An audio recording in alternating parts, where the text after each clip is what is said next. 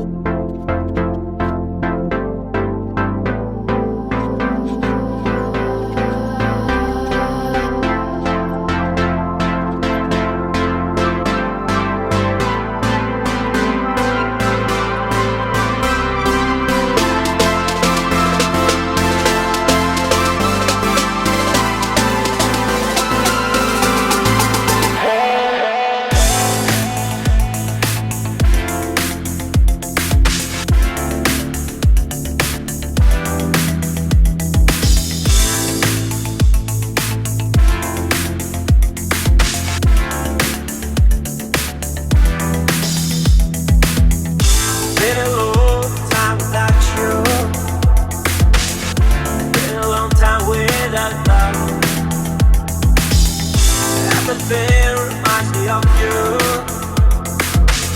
but everything is not enough. Feeling out by the ocean, among all those white hot sands, where every sunrise is just for you. So come along and take my hand.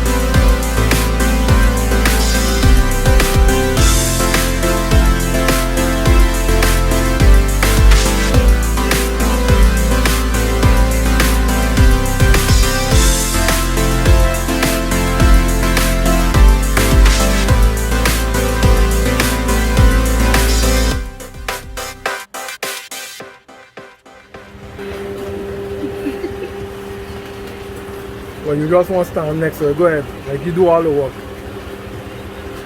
Yeah. So next 2 weeks then? 2 weeks or so.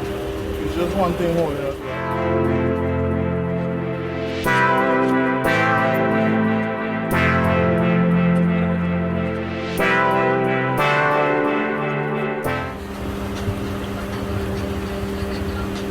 No? So you are all and crap. Only thing I see only do I don't like though.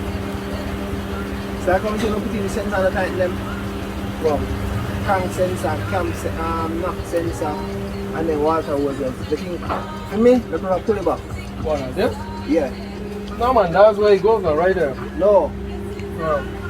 Like see crank sensor in, you know, tighten. Yeah, I know. So with me like now, it's like if I'm put in it, I put the screw in there, I tighten it, the product pull it back, if not pull it back. And sometimes you end up put it up and leave one. Because you put up you know and the crank sensor stop. You might drive for a while. When it should out, it now start, it get too much right now to figure when we go wrong, what happens? You might have to drive for a week, 2 weeks before you jump out.